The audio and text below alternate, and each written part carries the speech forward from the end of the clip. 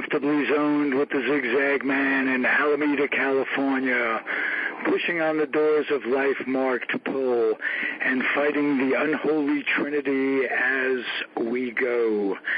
Big business, organized religion, and government.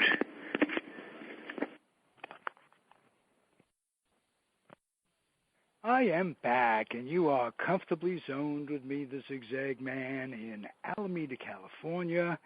And I have a return guest, Ryan Lancier of Hellephant,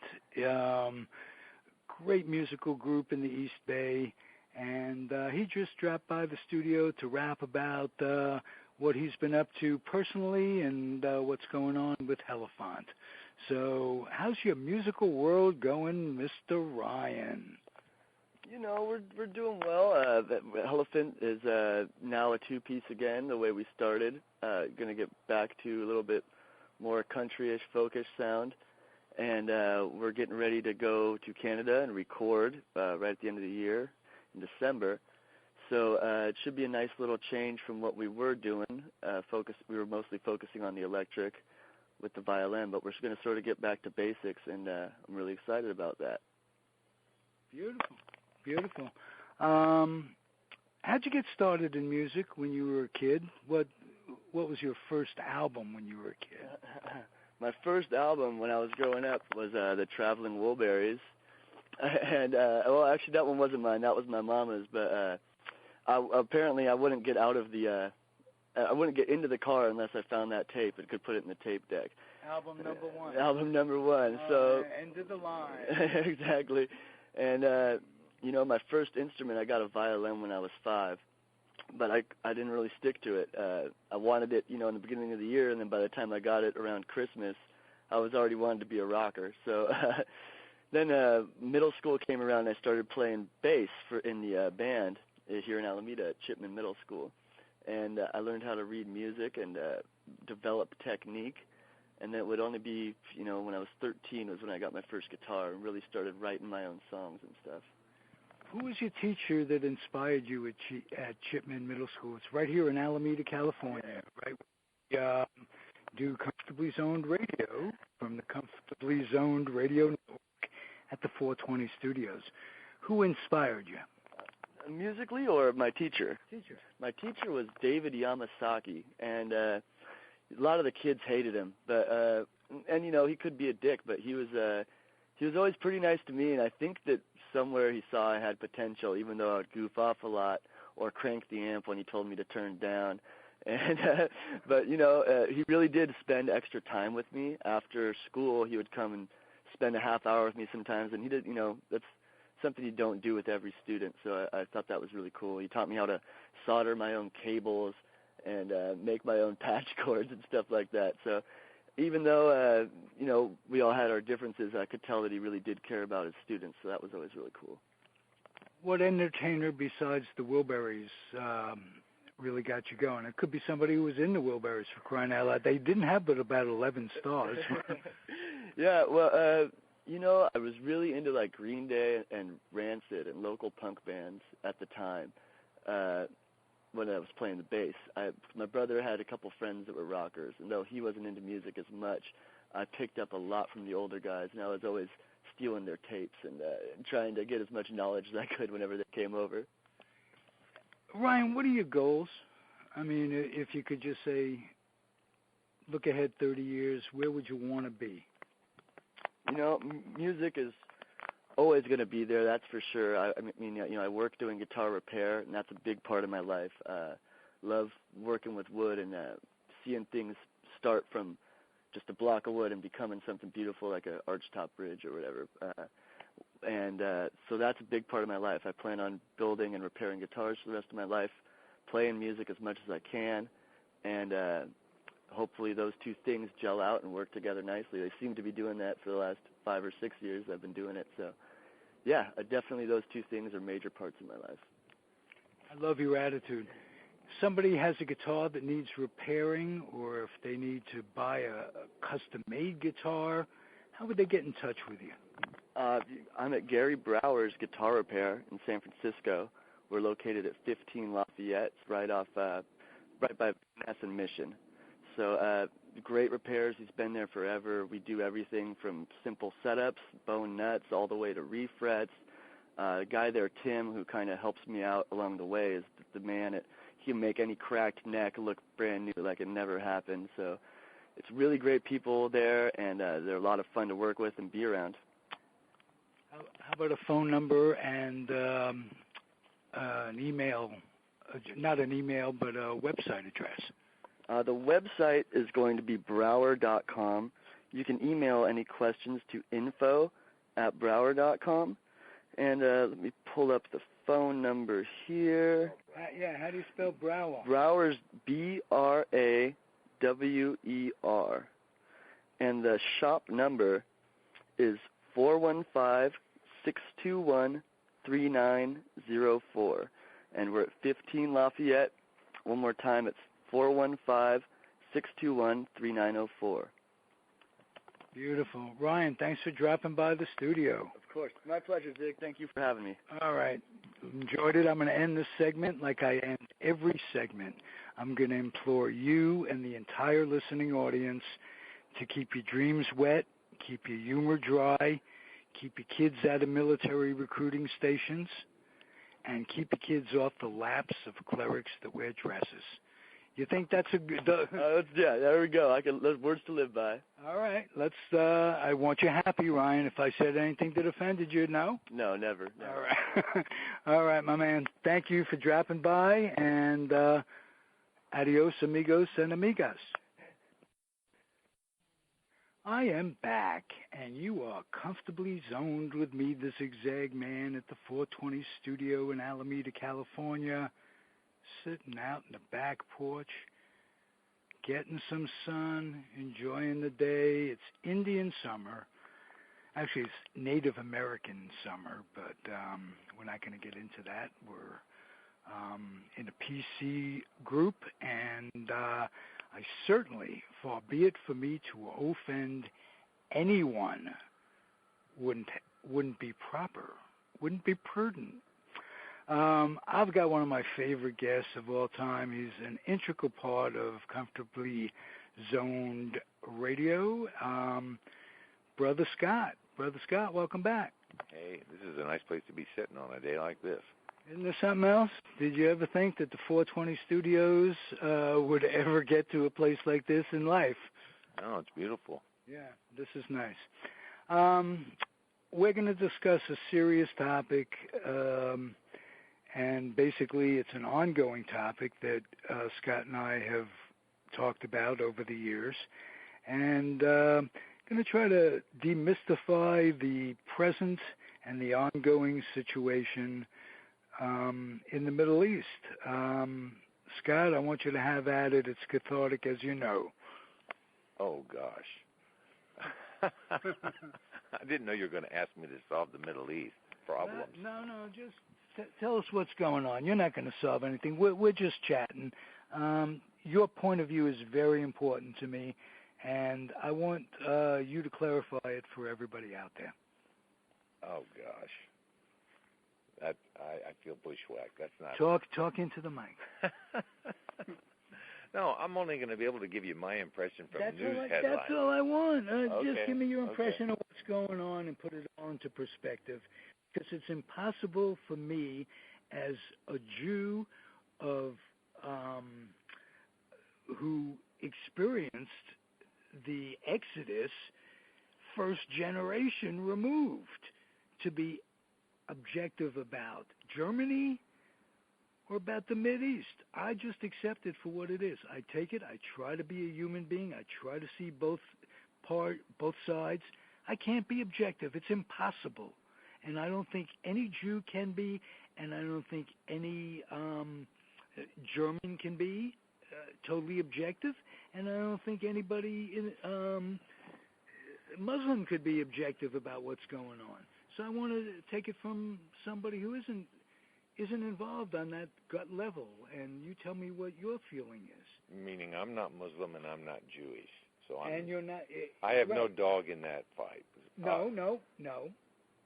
You're a man who sees humanity from every aspect and you respect every culture, and you can recognize the difference. You've taught me the difference between a country, a government, and the people. So we're not talking about the people, we're talking about the government. I can't even be objective about the government because my gut reaction with Netanyahu is to say, go, baby. They've been bombing shit into your country for 50 years. They have sworn to send you into the sea. And we're not just talking about the Palestinians. We're talking about the Iranians. And basically all of the 18 of them are allies at the moment, Saudi Arabia. They'd all like to see the Jews and the Israelis into the river, into the ocean. So I can't. That's my gut reaction. I think about it for a second. No, it's the government of these people. Boom. But it takes me that split second. You don't have to analyze. You don't have to go through that envelope. And so I want your opinion from that standpoint. Besides the fact you're inordinately knowledgeable about the situation. So don't be modest. Give me what's going on. I won't be modest if you lay off the extravagant praise. It's not deserved. But anyway. And if you talk into the microphone, it'd be much better. Oh, sorry. First, on behalf of Germans and Jews that I know personally and I'm sure are representative of millions of others, they can be objective. I know you have a hard time with that, but I know many Jewish individuals, German individuals, some of them German Jewish individuals can be very objective. If by objective what is meant is you look at the true facts, the hard material facts, and then you analyze them, and you don't arrive a priori with a conclusion and you cherry pick the facts to meet your conclusion. I think you can do that. You don't give yourself enough credit. But you're not doing it in this case because you find yourself uncomfortably lining up with the teabag element in Israel with the jingoistic policy, government policy, that scapegoats others for problems that they bring largely on themselves. And I'm talking about the Likud bloc, the ultra-Orthodox, the settler groups that are aggressive, and those parties that make up that coalition. And I think a lot of what you're seeing is some kabuki theater in the Middle East, posturing by Mahmoud Abbas with the Palestinian organizations and posturing by Netanyahu. Not to say that either one of them can't carry out a threat or go back on a promise or do something else with very large consequences, but to say that you also see from both sides, and especially I think in this case on Netanyahu's part, a whole lot of posturing, a whole lot of bombast, a whole lot of trying to shore up his right-wing coalition partners so they don't leave the coalition and force him to call for new elections. Having said all that, I also think he's leading the country astray, and I think a lot of Israelis would agree with that. Well, I think a lot of Israelis wouldn't agree with that, and that just given that 80% of the expats who have American expats living in Israel voted for Romney last time and not Obama. So I think it's tremendously right-wing, just as I think on the other side the Muslims are tremendously fanatic. Even if they don't literally believe their leaders, they believe the ideology, they believe the dogma, and they're not doing, either side is not doing anything to if they disagreed with their leaders, why wouldn't they overthrow their leaders? That's what I've always asked you, Scott. It's a good question. In Israel, they could vote for a different regime, as it were, and the Muslims could simply overthrow a group of folks who are leading them in the wrong direction if they believe they were being led in the wrong direction. And I'd like you, that's just a rhetorical question, Scott. I see the look on your face. We've discussed this many times. It's rhetorical because I want you to answer it for my audience. It's not easy to overthrow a tyrant, but if you do follow the news, you don't have to look that far. You will see that they do try to overthrow their governments. Have you heard of the Arab Spring? That washed across the whole region, and regimes were toppled, and people were gassed and shot and jailed and tried and convicted and executed and exiled and beaten and worse, tortured. Women were raped, all during these uprisings to topple the governments that you claim they should be toppling if they really didn't agree with them. They're all trying that. It goes on daily. It happened in Iran as well. When Ahmadinejad was in power, the police were called, the tear gas was dropped, the billy clubs came out, the election was called fraudulent by the opposition. A whole lot of social struggle went on. But people don't seem to remember that, or they never heard of it in the first place because they weren't paying attention. It's going on. And truth be told, when it succeeds, when it achieves some measure of success, as it did, for instance, I'll remind us all, in Iran in the 1950s, which sort of sets the stage for some of this stuff today, just as the creation of the State of Israel sets the stage for today. How so? In Iran, for instance, there was an election along the lines that the West concedes, the Western powers concede, was a representative election and more or less fair and more or less honest and more or less transparent. It met all the standards and criterion that they claim to want to impose on that sort of thing and largely overlook when the dictator happens to be a friend of theirs. But here's the point. The elections occurred. A guy named Mohammad Mossadegh was elected to lead the country. He was elected on a platform to strike a better deal like the Greeks tried to do, only in his case, the Greeks tried to do it with the German bankers in the European Union and the International Monetary Fund, most recently here this year. The Iranians tried to do it with British Petroleum and the huge oil interests that pretty much dominated their country and were considered to be exploiting their country unfairly, not striking a fair deal with them. So Mohammad Mossadegh gets elected on that platform and is immediately overthrown in a coup where the army comes in and the police come in and they take over the parliament and they throw out the guy who got elected and they install, in this case, a monarch named Mohammad Reza Pahlavi, who became the Shah. The Shah was the word for king. And he ruled from what he styled as the peacock throne.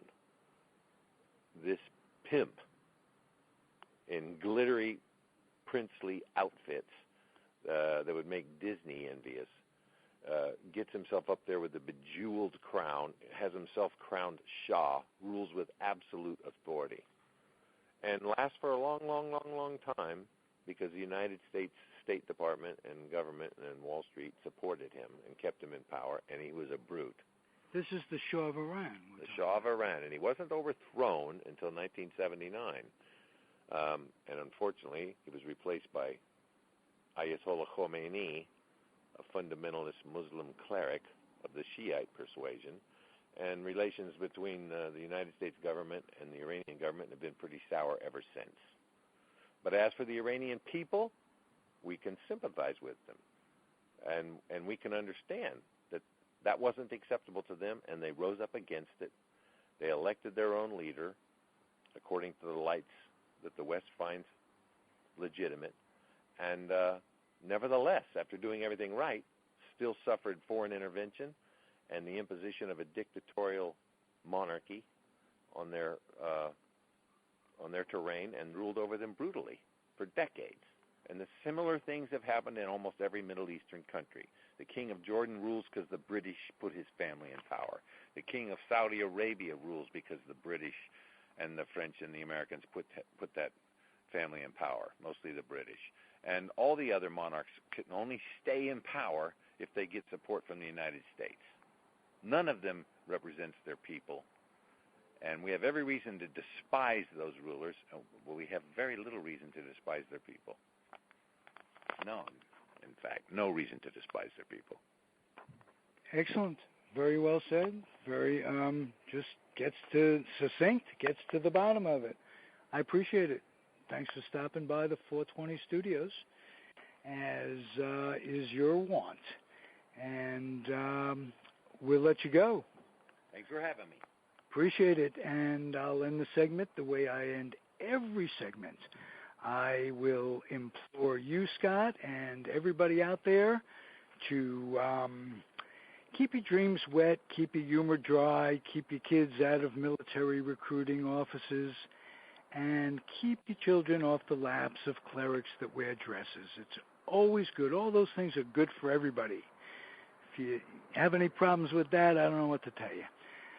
Most of all, keep on keeping on. Adios, muchachos and muchachas.